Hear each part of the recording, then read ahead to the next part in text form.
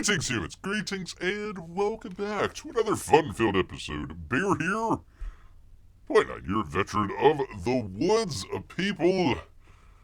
7 out of 8 TikTok women would agree they'd rather see a bear in the woods than a man in the woods. It is YouTube's #1 show by a bear. Great to be with all you good people here today. A little bit under the weather. Stomach issues out there, you know. It happens when you literally eat garbage, you know. Sometimes it just doesn't stick right with old Bear. So, completely different show than what Bear had planned here. We were actually going to do, man, oh man, people, I am chomping at the bit here to be able to do where was it here? Come on, Bear. Not Graveyard Shift, a Glorious Rex versus Godlike. We were going to be doing that here tonight. Unfortunately, I got to push it back to maybe Saturday or so. I just don't have the passion and the energy to do it here today. Well, I could do it, but I want to make it right for you good people. Boy, oh boy, does Bear have things to talk about. Inglorious Rex, very good book. Go check it out. Bear would recommend it. Godlike, it's an interesting book. Bear was shocked. Bear was shocked. You can put that down. Bear was shocked, and Bear will have more to say on Godlike here a little bit later on. Probably Saturday.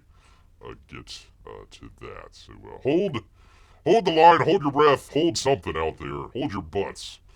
We'll be doing that hopefully here on Saturday. I apologize, but just not feeling it here today. So might be a little bit shorter of a show than normal. Try and stick with it as best Bear can. I don't want to belabor the point, so we'll just get on with it here with Bearteenth or Bearteenth, however you want to go with that. Bear was shocked. That is an understatement. That is a very I don't know. Marc, have you checked out the book? Have you checked out either of the books? I'd like to get other people. I'm interested in hearing what other people have to say, especially about Godlike. That's definitely going to be very controversial. Definitely going to be controversial about that. But if you got any thoughts or opinions, let Bear know out here. But let's go ahead, jump into our good old, if Bear can find it here, a good old campaign updates for you good people. Was actually watching, it had already ended, so I only watched maybe half of it. He had Uncle E here. He had an interesting thing last night on his show. Finally, something other than Trashcast. He was talking about Cyberfrog 1 and 2, kind of going through that. I was really interested. Learned a couple things on that. Stuff that, especially in the first book, that I had really big issues with, and then it's like, oh, okay, it links back to the original Cyberfrog stuff. So, put it into context. Nope, Marc has not read either. Yeah, P Money, congratulations on your Edmonton, what was it, 8-1? Put a smack down on old Bob over there. Had to pull Bob. So we shall see. There may be a chance that old Canada could pull it out. We shall see. I think the next game's tomorrow, if Bear remembers correctly. So I haven't watched any of it. Haven't watched that. Bear cut the cable a while back, so I don't get any ESPN or TNT or whoever has it. Maybe if it's on ABC, I'll check it out. But that's about it. That is Bear's Hockey Talk. Could go the entire show doing Hockey Talk. That would be fun. Friday. Okay, for some reason I thought it was Thursday. Okay, well, good for them. Hey, at least. Man, at least they didn't get swept. I mean, at least old Tampa Bay at least got one out of it. But, man. That's depressing. Depressing for old Bear. Here. These titles are getting better all the time. Yeah. Ultra Super Hyper Kimi Guru Shogun Pimode. Hossa. Hossa. So, we were talking earlier, a little bit under the weather here for Bear. I was going to be doing the Godlike and Inglorious Rex 2 head-to-head. Bear has things to say. Plenty. Oh, Bear has been I really wish I wasn't under the weather today. Would really be talking about Godlike. I haven't even heard, been studiously trying to stay away from any other, I don't even know if there are any other reviews. Haven't really looked. It's gonna be, I hope Bear puts a good word in there for Godlike, but we will see. We'll see. Anyways, there you go, Cyberfrog. Do also go check out our good friend over here, Gary Shipman. Apparently had found his cat. Congratulations, Gary. Congratulations, sir. But we've actually got from the old awesome Aaron here. Aaron should have tomato basil soup. I almost did. Almost did have tomato soup. Ended up doing a BLT. It was pretty good BLT. Just, stomach issues. I just, I don't feel sick or anything. Just under the weather and without energy. So there we go. We had to postpone. Oh, I am chomping at the bit, people. Chomping at the bit. Oh Lord, it will be a review that you will remember. Maybe infamously. Maybe even infamously out there. So, all right. What are we talking about? Aaron Lepresti, Kit Carter. Post-production is on. Hey everyone. Hey. Matt Ryan, the inker, just turned in the last pages of Kit Carter today. That was yesterday. I promptly met with colorist Kelsey Shannon. Boo! Hiss! And went over some coloring details. Pardon me. And gave him the last batch of pages to get colored. It should be less than 2 weeks. It will probably be 2 months. I kid, Kelsey, I kid. Before the book is completely colored. Actually, Kelsey had a really nice... if you saw the box open that Bear did of Godlike, he did a really good... I forget which character it was, but in the Visions book, really good. Kelsey, one of the best colorists out there. I just finished putting together the sketchbook. I put in the order for for crying out loud. All the boldness. Aaron, the boldness. For the shot glasses, and I am almost done with the movie poster painting. Well, let's take a look. Let's take a look instead of Bear just jabbering on here. Here we go. Look at there. Pretty cool. Bear making more fun of Kelsey than even Timmy. There's... let's see. It was Father's Day. I read Godlike on Father's Day, too, so... I should have made my children use those titles for me. Yeah, there you go. I like that.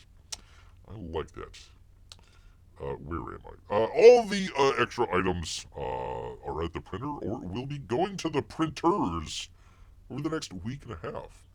Also, the turnaround time on the shirts is ridiculously long, so I have to get those sent in. So there's only 1 week left, people, to order a t-shirt before he has to shut down. Along with the Kit Carter Completionist perk. So tell your friends to order before it's too late. He bolded 2. He should have bolded too late. Thank you for continuing your support, and I'll have another update soon. Enjoy this work in progress shot of the movie poster painting. So there you go. If you ever wanted to see a movie of Kit Carter, that's what the poster would look like. Kind of has a sort of 1950s sci-fi vibe to it, so yeah, not bad. I'm wondering if he's gonna have like some of the titles on there or not. That'd be kind of interesting. I think he might have needed to make a little bit more room for that, but I think that looks good. I didn't know it was a work in progress, so I thought Kit Carter was kind of has that flat look to it, and I was like, oh, that's an interesting. That in the foreground is kind of a flat, kind of interesting, but I guess he's got a little bit of work in progress to do, people. So there you go. There you are, good old awesome Aaron out there, Kit Carter, which, by the way, don't we have that? Oh, for crying out loud. 1 second, people. Here we go. We're still there. We're still here. I hope we're still here. Yep, we're still going. Okay.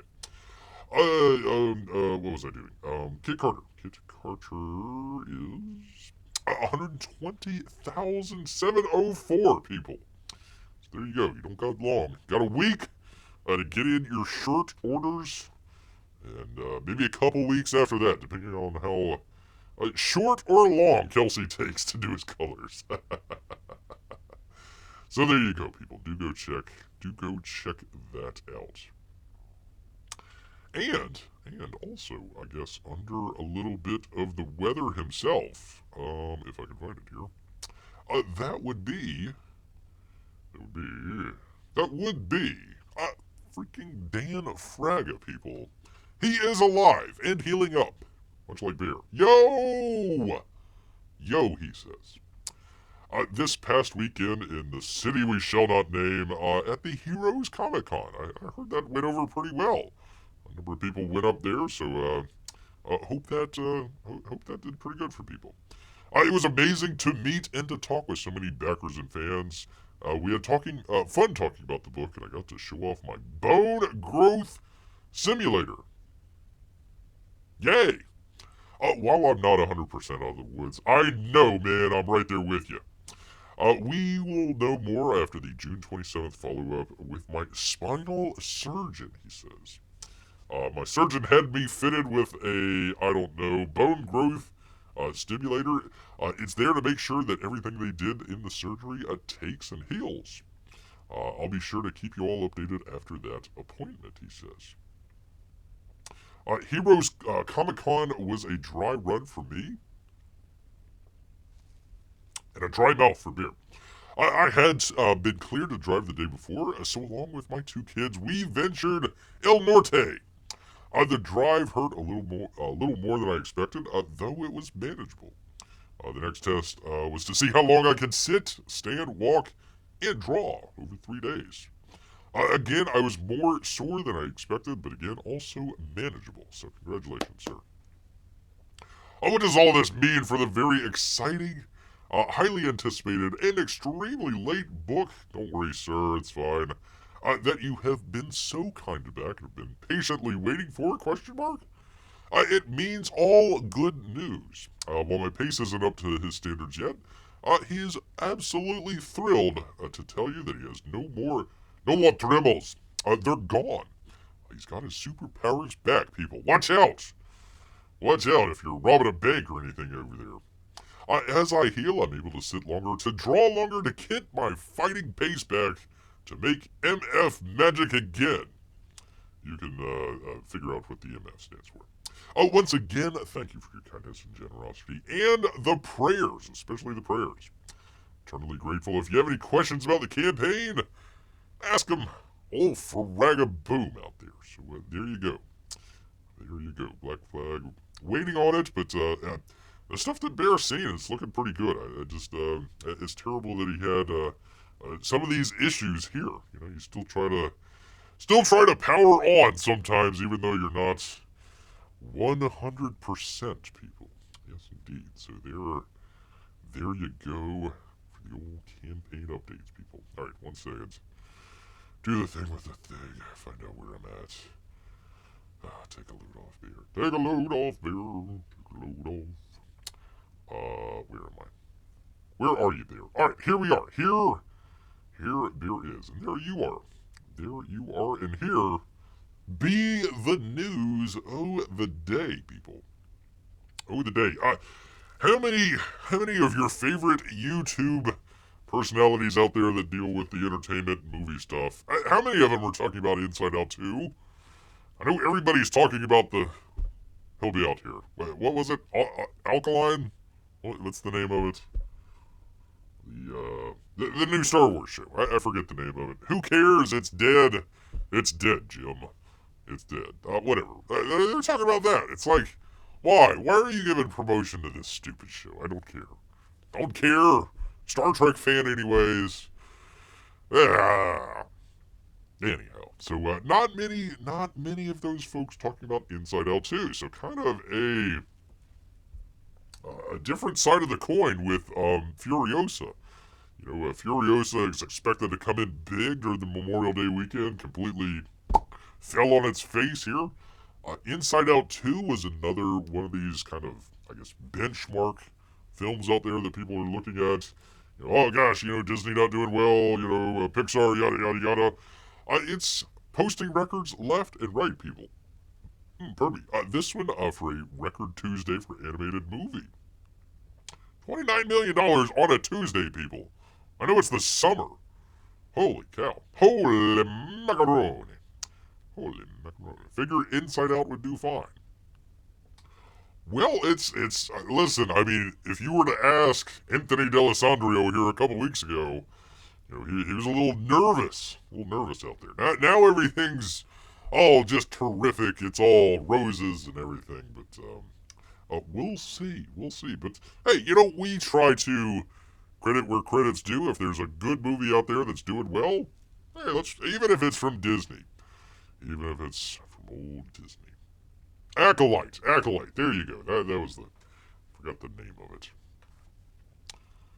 Weren't we talking about Justin Timberlake just the other day? Mugshot revealed as he gets a DUI. If you're that rich, why don't you have somebody else just drive you around, for crying out loud? Disney Pixar's Inside Out 2 grossed almost $30 million yesterday, Tuesday. Repping a Tuesday record for an animated movie. It beats the first Tuesday gross of The Incredibles 2 at $27 million. The Hall flies the Kelsey man-directed movie past the double-century point at the domestic box office. $205 million, making it the second highest grossing movie of 2024. Behind Dune Point Part 2, which was actually supposed to come out last year, but they pushed it back. Worldwide was $46 million in a day. Global, 380. Let's see, it's repping sixth highest grossing non-opening Tuesday. That's kind of you're looking for superlatives here, I suppose.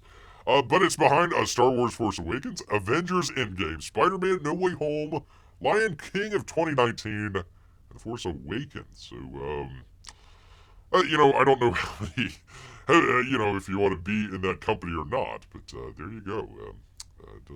Does tell all that. Let's see, as we told you yesterday, second weekend of Inside Out 2 will make just under $70 million. That's because they have no competition out there. Kind of a throwback, I guess, to the sort of 80s and maybe even, I guess, early 90s movies where there weren't big blockbuster films coming out week after week after week after week during the summer time frame. It's a little bit where it's like, if you've got a good movie in the theaters, there's not a whole lot of competition out there, so it can run. It can have legs out there. This will probably run for a good 3 or 4 weeks at number 1 or number 2. Let's see, a Pixar movie has a shot at grossing over $500 million. The only other wide release this weekend is The Bike Riders. What? The Bike Riders? Hey, we're going to take on Inside Out 2 with The Bike Riders. Oh, let me go see The Bike Riders. Oh, what the, hold on, people. I got a Bike Rider. This is stuck in Bear's Claw here. The Bike Riders, look up. Bike Riders. A 2023 action American crime drama written and directed by Jeff Nichols. It tells a fictional story inspired by the 1967 photo book of the same name by Derry Lyon, depicting the lives of the Outlaws Motorcycle Club founded in Illinois. The film stars Jodie Comer, Austin Butler, Tom Hardy, Michael Shannon, very good actor, Mike Feist, and Norman Reedus.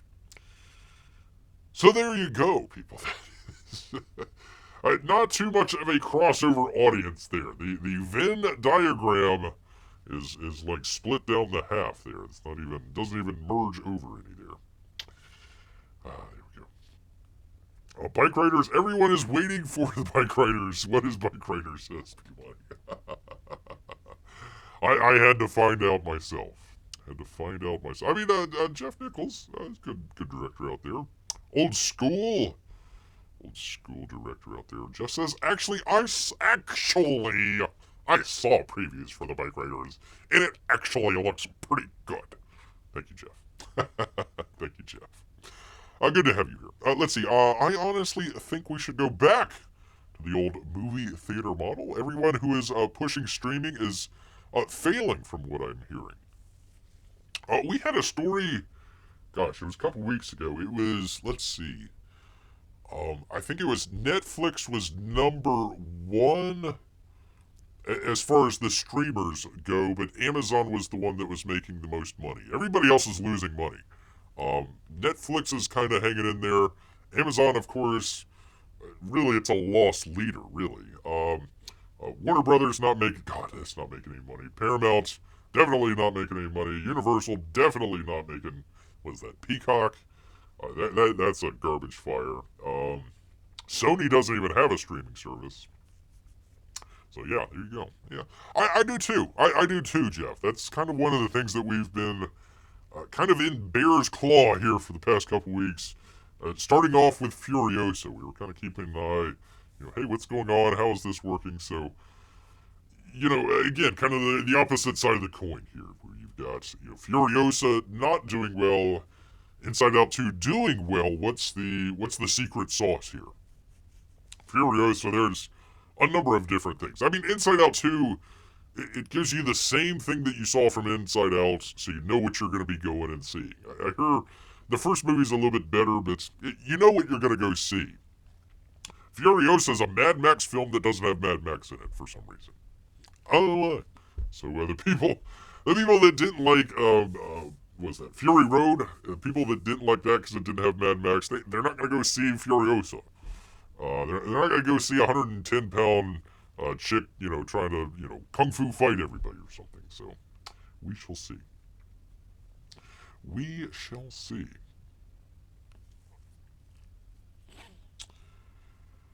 Make it so you can only pay for streaming services with crypto. And make the movie tickets NFTs. Oh my god, no. Well, actually, you might have a point there, Jeff. Might have a point there. Maybe not movie tickets, but like digital release. That might not be a bad idea if you want to prevent piracy. Have like some sort of NFT attachment with it. Not as like a cryptocurrency. I'm not saying, make it valuable or anything like that. I'm just saying as far as, instead of it getting leaked online or something like that, you know exactly where it would come from. That might not be a bad idea. Not bad idea at all. Brilliant. Brilliant indeed. Brilliant indeed. Let's see. Amazon, wait till they waste X $million. Million? Isn't it like billion at this point? On Rings of Power Season 2. Again, they can afford to. They can afford to. Jeff Bezos, one of the richest men in the world. Who cares if they lose $100 million? He probably has that in his couch cushions. Crying out loud. Streaming is a lost leader that has nothing to back it up, says Jeff. It was a good idea at the time. It was a good idea, kind of like the on-demand stuff that they were doing for cable. You can watch anything you want. Let's hold on. What's going on here? Pardon me, people, 1 second. Okay, there we go. All right. Pardon me, freaking good old Tim Apple. The Safari Time's out on beer, so didn't know what was going on there. Where the heck was I? Lost leader, nothing back it up. Again, good idea at the time where you could watch anything you want, but they're finding out that server space costs a whole lot of money. That's why you see some of the stuff like Disney Plus. They got rid of a bunch of shows like the Willow Show. So let's just say you really love the Willow Show for whatever reason. It's gone. It's kapoof. It's in the ether. unless somehow you screen captured it or something like that, it's gone. So I'd be more worried about that. Or there was a couple on Warner Brothers as well that they took off and you're never going to see again. So yeah, I think it was a good idea for Netflix at the time, and then everybody went all in on it, and it diluted everything, and then it just kind of we are where we are, where it's probably gonna go back to the cable model. You know, you're just gonna bundle stuff left and right there, left and right. Rings of power. Kyle, there's a tempest in me. When he said kung fu fighting a chick, I started saying that chick was kung fu fighting. Yes, okay, there you go. Actually, movie tickets would make perfect NFTs based on the uniqueness and one-time nature of the product. Oh, you're thinking of it a little bit differently. Okay, all right. I was thinking more of piracy, that sort of issue. So yeah, that's not a bad idea, Jeff. Not a bad idea. Considering NFTs are not worth anything these days. Tubi, who's streaming nothing but old stuff, is doing really well. Well, because they don't have to pay for the royalties on that. That's why you don't see the Netflix carrying Friends or something like that. Number one, Warner Brothers wanted it back. They didn't want to share it, number one. Number two, it costs a lot of money. So we'll see some of that stuff. We'll see some stuff maybe from Netflix or from Disney or whatever that are licensed out. So we'll just go right back to the cable model. It's weird. Weird. I completely forgot the Willow show existed. Well, poof, it's gone. You're never going to be able to see it. Time to repress my memories again. They went back into the vault, says Lindy. Good to have Lurkin' Lindy Dury out here. Yes, indeed. Great news here, people. Great news. Bear's been kind of following this a little bit. I am excited. One of the very few movies that Bear is actually excited and wants to go see in the old theaters. Whether they'll let Bear in or not, that's a whole other story. But Francis Ford Coppola, Megalopolis. I hope that's how you pronounce it. To be released by Lionsgate Films in the United States. We'll explain that in just a second. Let me do the article here. Lionsgate will be releasing Francis Ford Coppola's $120 million epic production of Metropolis. Looks like just stateside here, falling on September 27th. A couple months here. Following its premiere at Cannes last month. It will be a wide release. Yay, finally. Thank you, Lionsgate. A deadline here is that the distribution deal with for Lionsgate, Coppola will own the movie. This is extremely rare. There's only a handful out there. I believe maybe Lucas with the prequels, sequels. He put up his own money to do that, and I think he owned the rights to the film. It was 20th Century Fox, I think, that was the distributor. There might have been another one there as well. This is extremely rare. Usually it is the movie studio. A lot of times it is the production house might come out with an idea for a movie, get together a couple of actors. Hey, this looks like a really good idea. Then they go shop that around. Now, sometimes they actually make the film, but then they go shop it around after they've made it. Smart people go shop around before they make it to the different studios out there. The studios end up owning the movie and owning the rights. So again, going back to streaming, that's how the Warner Brothers owns The Godfather, for example. Francis Ford Coppola doesn't own that. So there's only very few films that he actually, I think, owns. A couple of his latest ones, I'm not sure if, I don't think the Dracula movie he owned, but he will actually own the movie and own the rights. They were trying to find a release date. So everybody out there that's complaining, they're saying, oh, well, why can't we just go make our own movies out there and, just compete with the woke stuff out there? It should be very easy. It should be super easy, barely an inconvenience. You gotta go through the studio system. Even Francis Ford freaking Coppola, $120 million of his own money. has to go around hat in hand trying to find from anybody out there, hey, I've got this movie I want to release. You guys can split the profits here with me. You just gotta get it into theaters. That's all you gotta do. Just gotta get it into theaters. You're not gonna own it, but you can get some money off of it. If it makes some good money off of it, you'll do all right. And only Lionsgate came out for that. Kind of a smaller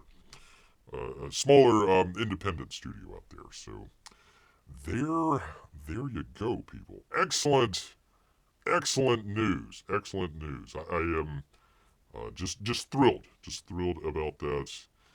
Yeah, like a lot of these films he doesn't even own. I think one or two of them he does. Maybe The Conversation? No. That's definitely Paramount. Maybe one or two of those he actually owns, but very rare. So listen, people, even if the movie is a complete dud, they're trying to figure out how to they have a literal actual person that comes out and breaks the fourth wall like halfway through the movie. So they're trying to figure out how to put that into each theater in the United States. Trying to bring somebody up on stage to, hey, look at me now, I'm breaking the fourth wall. Very interesting movie. Even if it's complete crap, even if it's just horrible, definitely want Francis here to succeed. Because that's really rare. We need to see more of artists owning their own movie. That really big in Comicsgate, where you want to own your own IP. You might lease it out to, a movie company or something like that, but you own the IP. Coppola is actually going to be owning his own product, so great news. I hope it works out. This just looks bat-ass insane, people. Bat-ass. I'll break the fourth wall for the right price, says Marc. Well, go right ahead. If you do end up in the theater, Bear, take a selfie of you in the movie theater, chairs eating popcorn. I will. All Bear has to do is identify as a home on. Everybody I know is streaming Tubi, says Jeff. Well, there you go. Let's see, Jeff also says, trust me, movie theaters are so desperate they let bears into movie theaters to hibernate if they paid to see a movie. Well, if they accept payment in salmon, we'll see. We shall see. That's true. Last time Bear went to the movie theater, the Fish and Wildlife came out. That was crazy. It was just nuts. Just nuts, man. There's a bear in the theater. Run! That's like, I'm just trying to watch Oppenheimer. Crying out loud. Anyhow. Salmon coin indeed. So Coppola is starting Moviegate. I'll be right there with him, Lindy. I'll be right there with him, for sure. Faux sure. And listen, Bear probably, our politics are completely at opposites, probably, but yeah, definitely just to show it to the people in Hollywood there. That's how they have it locked down. That's why you don't see a whole lot of change. Is it's essentially locked down right at the distribution level. Jeff probably knows a little bit about that, doing his own books out there. You got to go through Amazon or, a publishing house or something like that out there. It's even worse for movies. Even worse out there. So that was great news. Great news out here. By the way, deadline Anthony D'Alessandro for both of those people. Yes, indeed. All right, people, from the New York Post. And Eric, how do you pronounce that? Todisco? Todisco. I'm going to go with Todisco. What the hell? Why not? Russell Crowe calls out Nepo baby Dakota Johnson for ripping Marvel floppity flop. Madam Web, you're here for the wrong reasons, madam. You are here for the wrong reasons. Marvel has a hero in Russell Crowe. For crying out loud, they pay him by the puns here. Oops. Come on, zoom in. There we go. The 60-year-old actor, he's 60? Doesn't look it. Defended the superhero media company after Dakota Johnson criticized her flop movie Madam Web, saying the project was made by committees, well, same difference, and had no artistic value. You're telling me you signed up for a Marvel movie in some effing universe for cartoon characters, and you didn't get enough pathos, Krell said in a recent interview. Not quite sure how I can make this better for you. It's a gigantic machine, and they make movies at a certain size. That's true. That's true. Why she was the star? I don't know, man. I have no idea. Hey, Amy. Great to have you here. Dakota Johnson, you do not want the Gladiator mad at you. They're releasing Gladiator 2 this year. I have no idea how that's going to work out. None whatsoever. The script was bat-ass insane, but maybe they rewrote it. I have no idea. He does not look 60. Not look 60 at all. Good for him. Crow, who did declare that he didn't want to make any comments, to what anyone else might have said or what their experience is, also pointed out that he has experience with superhero films. Having starred in Man of Steel. Oh, that's right, he was in that. Yeah. That like 30-minute intro. In Marvel's Thor: Love and Thunder, he is also in Sony and Marvel's upcoming movie, Kraven the Hunter. Man, he gets around. Which is set in the same universe as Men of Win. These are jobs, he says. Here's your role. Play the role. If you're expecting this to become some sort of life-changing event, I think you're here for the wrong reasons. Yeah, pretty much. However, Rowe did acknowledge that doing superhero movies can be challenging at times, and that as an actor in these projects, you sometimes have to convince yourself a lot more than just the internal machinations of your character. But for anything to be, and you can't make this direct comment on her because I don't know her, and I don't know what she went through, in the fact that you can have a S experience on a film, yeah, you can. But he says, what is the Marvel process? I'm not sure you can say that. I haven't had a bad experience. Apparently she has. Very disappointed. She's very disappointed. In all of you, apparently, for not going to see her terrible, terrible, awful film. Awful, terrible film. This was Johnson's first superhero movie, received terrible results. That Webb, which also starred Sydney Sweeney. Why did they put her top billing, for crying out loud? Emma Roberts and Adam Scott was universally panned by critics, and it was a box office failure. Gee, I wonder why. Yeah, I guess Sydney. Yeah, put her in the. Why do we have to have dour-faced Dakota Johnson Nepo baby against the lovely Sydney Sweeney and her fantastic boobies? Fantastic. Blah blah blah. I don't know. I don't care. Whatever. She didn't like it, or her. I would watch a movie with. What's her name? I eat mukwa for breakfast? Okay. Oh, it doesn't say. I have no idea who that actress is. Blah, blah, blah, blah, blah, blah, blah, blah, blah, blah, blah. Whatever. I don't care. Don't care. Nepo baby, crying out loud. Anyhow, there we go. Let's see. Kids made me award in arts and craft that says #1 dad. Congratulations, Peabody. Good job. Good job, sir. Which, by the way, goes right, well, not the arts and crafts, just Peabody. We were actually talking about this the last time. The quote-unquote reporter, quote-unquote, that was holding some Israeli hostages, he also worked and did some work for the United States as well here. The US-based Palestine Chronicle. Unbiased, I'm sure. Very unbiased. There he is. There's the R.I.P. Not really. He was getting the inside scoop on Israeli hostages. He was so inside that he was the one holding them hostage. So I thought that was kind of interesting there. With Noam Chomsky sitting on the board of what was it? The Palestine Chronicle. Good job. Good job, sir. So there you go. And then they tried to hide everything. They went from a correspondent to he's just a contributor. Just minor stuff there. Minor stuff there. So anyways, there's one of the rescuees, and surprise, surprise, the journalist was the one that was holding him hostage. Go figure. Go freaking figure. All right, moving on. Moving on and drinking a drink here. That was the best review of a Dakota Johnson article I've ever heard, Bear. Blah, blah, blah, blah, blah, blah, blah.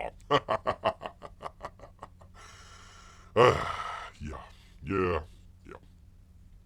Amy, I think Marc is making some dinner. I think he is doing that. McDonald's, people. McDonald's to end AI drive-through experiments after errant orders. Jeff, by the way, Bear has moved on. He's moved his target from NFTs to AI. So we're going to be doing some AI stories from now on out. Just so I hope that's not near and dear to your heart out here. McDonald's to end AI drive-through experiment after errant orders. Shocking. Including bacon on ice cream. That doesn't sound too bad. And $222 McNuggets bill. Ay. McDonald's is reportedly planning to end its artificial intelligence-powered automated drive-through order-taking experiment at more than 100 locations after angry customers reported receiving items they didn't order. That is a really long sentence. Put a comment in there somewhere. I'm going to take a breath. The gaffes, including adding 9 sweet teas to one store's order and giving another customer an ice cream cone topped with bacon. Wonder what the AI knows that we don't. The Chicago-based food chain and IBM partnered on the pilot program 2 years ago to select franchises. The company informed franchisees in an email Tuesday that the program will end July 26. Though it said it will likely reintroduce the use of AI in its drive-through windows sometime in the future, 2047 or 48, something like that, I don't know. So literally, your pimpled-faced 16, 17, 18-year-old worker is smarter than the AI at IBM, people. While there have been successes to date, quote-unquote, we feel there's an opportunity to explore voice ordering solutions more broadly. You don't say. You really don't say. Gosh dang it, keeps locking up on Beer. Thanks, Tim Apple. Okay, we're there, we're good. I'm good. Yes, no, play. There. Okay, we're good. I think. Yes, we're good. We feel there's an opportunity to explore voice ordering solutions more broadly, said the chief restaurant officer. Wow, that's a fancy title, people. After a thorough review, McDonald's has decided to end our current partnership with IBM on AOT, and the technology will be shut off and burnt to a crisp, never to come back. You know what they should do? Whatever like machine that they have that's doing that at whatever McDonald's restaurant, they should like lower it into like a what was that at the end of Terminator 2? It was like molten steel or something like. They should like lower it down into molten steel, and like at the end, you know, the thumb raises up one last time. You know, would you like fries with that? Blah blah blah blah blah. I think that would be nice. Smoot added, that McDonald's will continue to evaluate its plans to make, quote, an informed decision on future voice ordering solution by the end of the year, people. End of the year. Can you imagine ordering a $200 sundae and the AI gets your order wrong, assuming the $200 ice cream machines actually run? That's true, Amy. That's true. We did a story not that long ago where they're trying to open that up. Good luck with that. In February, a TikToker user, Is There Any Other Kind, known as Ren, posted a video testimonial in which she described how crosstalk from a neighboring drive-thru station led the McDonald's AI to add 9 orders of sweet tea to her bill. Instead of a hash brown and sweet tea and a Coke that she ordered. Honestly, I mean, you probably get that with a human. Another TikToker posted a video showing her fighting with a McDonald's robot. I want to see that video. As she entered, kind of like a Linda Hamilton and Arnold Schwarzenegger, I suppose. As she entered a drive-thru and placed an order of vanilla ice cream without caramel, only for the machine to add cream packets instead. I just want a large water and a cup of ice cream, she said from the clip of November 2022. 9 large sweet iced teas. No app. Where'd the butter come from? I don't know. In January, Carolyn Soika posted a TikTok showing the AI-powered drive-thru adding more than 20 orders of a McNuggets meal worth some $222. McDonald's robot is wild. It's out of control, people. It's going to end us all. End us all.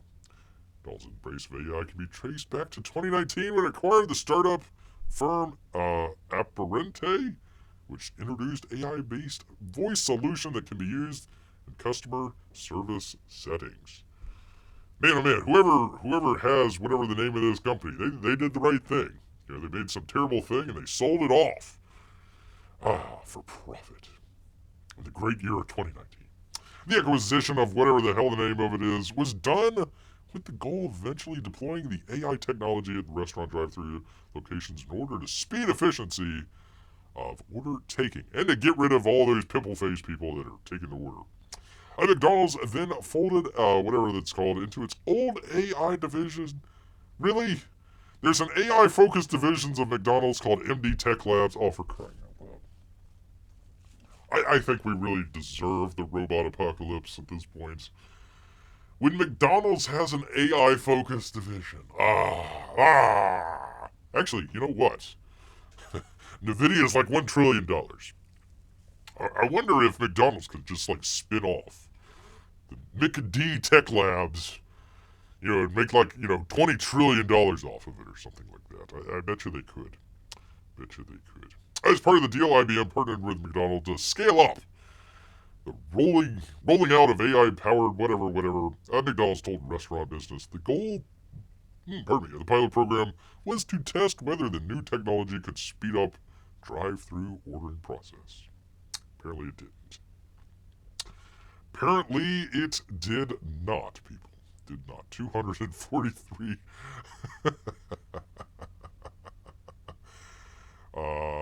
10 chicken McNuggets, medium french fries, 10 chicken McNuggets, 19 chicken McNuggets. Holy cow. Ay. Oh, man. That's funny. It is wild. It is wild, people. Went from NFTs to AI, people. NFTs to AI. Pardon me.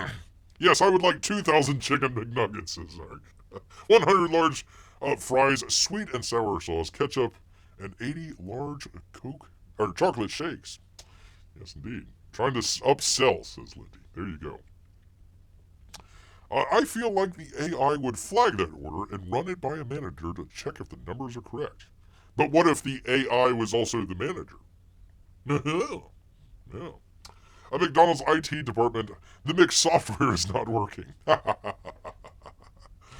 Well, I mean, with their luck with the ice cream machines, did we really think that McDonald's was going to go boldly into the world of AI? Not really.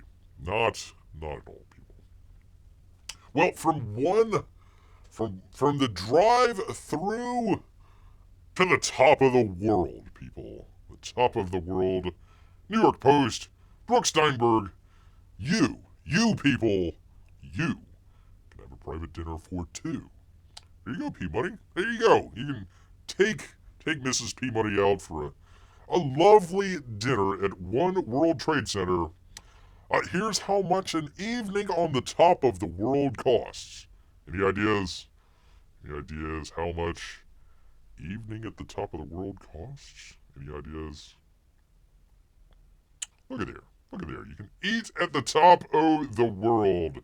Oh, thank God they are a mixed-race couple. Man, oh man, I would have been ticked off if they weren't. Nice views. New York City. $10,000, says Marco Fuente. Not that much. $3,000. $3,000. The most elevated dining experience in New York City has finally arrived, people. It'll cost you the small amount of $3,000 and is 1,250 feet into the sky. The private event space at One World Observatory is now available to book a dinner for two, giving it an opportunity for a romantic dinner with a 360-degree views of New York City from the 102nd floor of One World Trade. We want everyone to have the opportunity to experience an evening on the top of the world, says Amber King.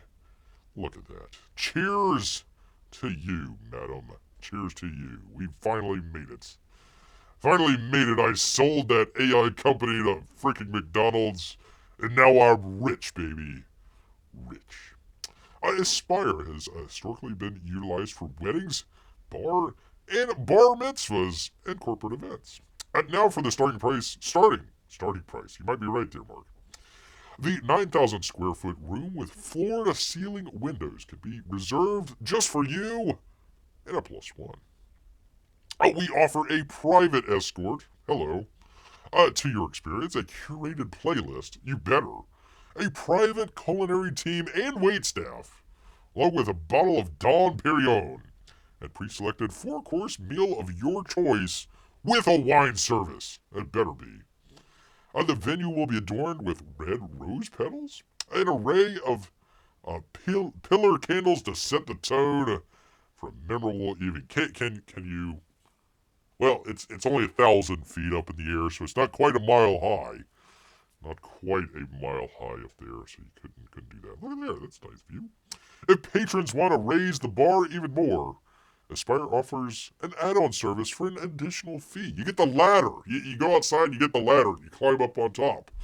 You raise the bar even more. You be like, I'm 12,000, or 13,000 feet instead of 1,250. There you go. I guess view of the harbor. Harbor out there. There you go. Lighting extensive florals. A string quartet, personal photographer, upgraded bar service, a live singer and band, additional. You can bring in additional guests. I've got to pay for additional guests. I'm not that popular, so I just want people to come to my romantic dinner and just, view us eating dinner or something. A private tour guide. The list goes on. Are there bears? Please tell me there are bears. All these elements are available for an upgraded rate, but can be completely managed and arranged by the events team, people. Anything goes. The top of the world. According to Food and Wine, the private dining experience has just one table in the center of the large event space, and the meal is personally designed and prepared by Chef Raoul Vincent, who leads the kitchen at One Dine. One Dine? Oh, okay, one world. Okay, all right. There's your Don Perignon. And a selection of chocolates and other treats and desserts. Very classy. Very classy. There's your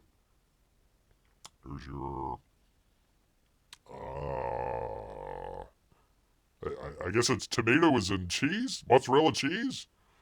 Wait, you can get that for like $5 at the grocery store. That's a nice plate, though. And let's see. I guess is that oysters? What the hell is going on?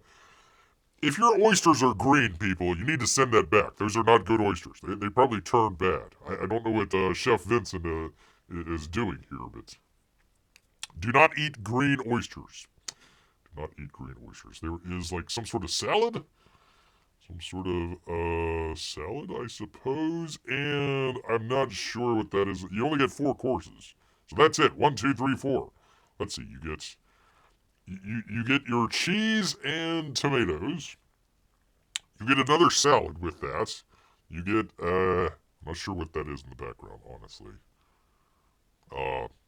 Mac and cheese. A salad topped mac and cheese. We'll go with that. And oysters. Those are all appetizers. That can't be the dinner.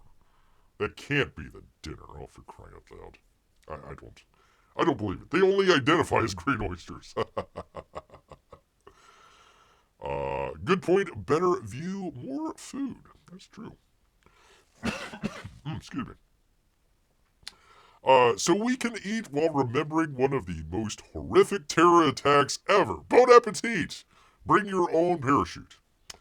Not too soon, I hope. I know, right? Compared to Star Wars Hotel, it is affordable. It is. Could go on a cruise for like 5 to 6 days, says Marc. But where would be the view, Marc? Where would be the view? It all looks like what Bear left in the mall, for crying out loud, Lindy. I think maybe I ate that last night out of the garbage. That's not feeling up to par here. All this talk of food reminded me I have cherry pie downstairs, says Amy. Enjoy your pie. Enjoy your pie. My focus on new American cuisines takes inspiration from my Caribbean background. What? How is new Caribbean? Whatever. As well as the influence of New York City being a melting pot of all cultures. Sure. The emphasis on varying flavors of New York City's culinary scene is meant to complement the overall experience. Not only will guests experience the sights of the city from the highest point, but they'll all be able to taste and discover, the flavors that make New York a true culinary wonder. I don't know. I guess New York strip steaks. What is like a New York pizza? I guess New York pizza. I suppose oysters Rockefeller, but that does not look like. That just looks terrible. That looks awful. I'm sorry, Chef Vincent. I would send that back, sir. Send that back. Aspire isn't meant for a spontaneous date night, P-Money, but more so for something special and meaningful, such as proposals, anniversaries, and engagements. All at once, apparently. You can plan for a romantic occasion with views of Midtown, downtown Manhattan, the Statue of Liberty, Ellis Island, Liberty Island, Governor's Island, New Jersey, Staten Island, and Brooklyn, I guess, if you really want to take a look at Brooklyn. The private dining experience at Aspire launched this week and is now booked. It's already booked through Labor Day. After Labor Day, though, the event space will be booked out 1 month. So get on it, people. Get your money in tow, and you and your lover out there can enjoy a lovely view of New York City and have flashbacks to one of the worst terrorist attacks in the United States, maybe in the world. Maybe in the world out there. P-Money is sneaking into Amy's house and stealing her food. That's my job. Crying out loud. That is Bear's job. Go on a $3,000 date, break up the next day. Well, she would be smart. I mean, that's really, look at the Asian guy. You really think that's husband material for this lovely young lady here? No, I think she's got her eyes set a little bit. I don't know how you can go much higher than the highest point in New York City, but she has her eyes set just a little bit higher. She's just kind of playing this guy along, stringing him along, says, hey, we need to go to that date on the World Trade Center. Or what is it? One World Observatory. There you go. Stringing the poor guy along, he has no idea. Spent $3,000 on a meal, and he gets a beer to go with it. Really? You're going to go with a beer? Seriously? What about the Dom Perignon? Crying out loud, man. You get it for free. Well, not for free. You're spending $3,000, but it's gratis. It's gratis with the $3,000 that you're spending. Dude. One night, then you get broken up the next day. Terrible. Brooke Steinberg, people. Brooke Steinberg. Yes, indeed. Good stuff. Good stuff there. Completely had to rearrange the schedule here. Excuse me. Had to rearrange everything here because we had plans. If you weren't here at the very beginning of the show, we were going to be doing And this is hopefully coming up on Saturday. I am chomping at the bit, people. At the freaking bit here. We're going to put up Inglorious Rex against Godlike. If you've read either book, let Bear know. I'd love to hear what your thoughts are on the books here. Bear was definitely shocked. Definitely shocked at Godlike. Definitely shocked on there, but you're going to have to wait a little bit longer to find out how shocked he was and whether or not it's going to beat. We try to do this every once in a while, put two books head to head. We got some kind of professional rivals here. Books came in about the same time and everything. Bear checked it out. Checked out Godlike over Father's Day. So we're going to put that together. I've been listen, people, this is tearing Bear apart. Tearing Bear apart here. I wanted to do it today, but just not feeling it, people. I apologize, but it's what happens when you eat green oysters out of the freaking garbage can. So, anyways, we're gonna put them together, put them head to head on Saturday. See who comes out on top. On top here, people. Oh, 1 second.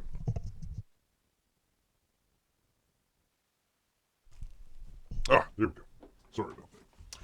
Let's see. Our grocery store, says Amy, won the American Pie Council's National Championship for Cherry Division. Wow. Wow. That's a pie. That is a pie, madam. They are the best. They are the best pie, apparently. Very cool. Is it a, I don't know if you can say, is it a local grocery store or is it a chain? I mean, Publix pies are okay. They're all right, but I wouldn't call it a national champion or anything like that. Maybe, boy oh boy, maybe Bear's standards are way too high. I have no idea. Yet now you're just teasing us, Amy. Now you're just teasing. Publix, really? Really? Seriously? Wow. Holy cow! I'll have to check that out the next time Bear goes over to old Publix. Of course, last time Bear was in Publix, oh my god, there's a bear in Publix! It didn't work out. I was just looking for some salmon.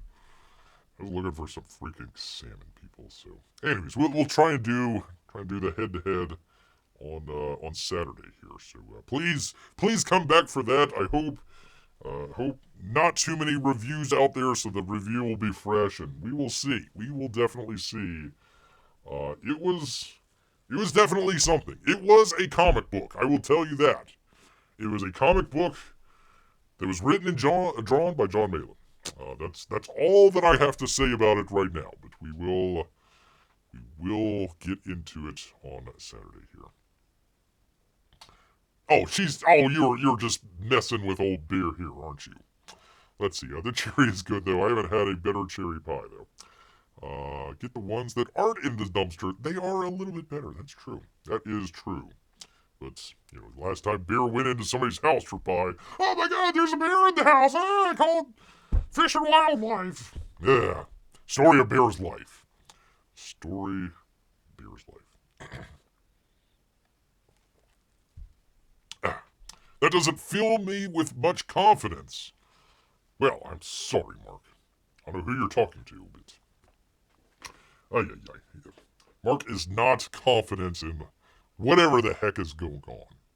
Whatever the heck, man. Holy cow, I made it an hour. I didn't even realize. For crying out loud. Stupid Tim Apple, for crying out loud. There we go. There we are. Back. Are we back? Do the thing with the thing. Yes. Okay, we are back. Oh, thank goodness. Thank goodness, people. Does Fish and Wildlife deliver fish for wildlife? God, that would be delicious. No. They just shoot Bear in the butt with an old tranquilizer dart. And he goes to old Bear. Oh, man, the old tranquilizer darts. Oh, boy. Sometimes Bear just breaks into places just to get a little bit of tranquilizer dart in him there. No. They shoot Bear in the butt with a tranquilizer dart, load him into a cage, and drive him out in the woods somewhere and push him out. The bear wakes up, in a stupor. Like, where the hell am I? What the heck happened? Oh, yeah, tranquilizer dart. Oh, yeah, I went to a movie. Oh, yeah, it wasn't even that good. Story of Bear's life. Bear's life. I wish they would get me some salmon. Man, oh man, beer wood. Beer wood. I second whatever Marc doesn't have confidence in. Whatever it is. Whatever it is. Well, dang it, Amy. Dang it, Amy. You are making beer hungry here. But first, are they doing a drawn quartered tonight? I have no idea. I checked it out the last time, and you guys did a pretty good job over there. You'll wake up and be the first bear on the moon. Ooh, that'd be nice. Most people don't know there were bears in space. Did have bears in space. For there were men in space. Once again, always following behind bears.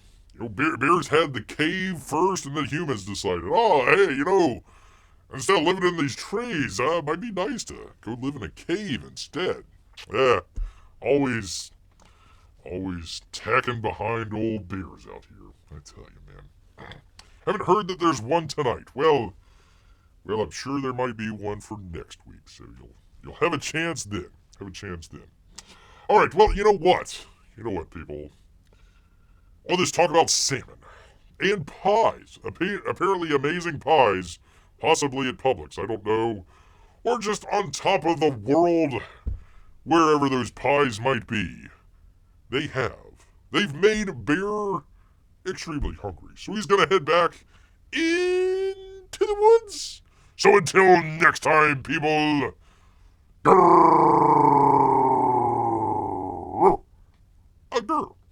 Good night, everybody.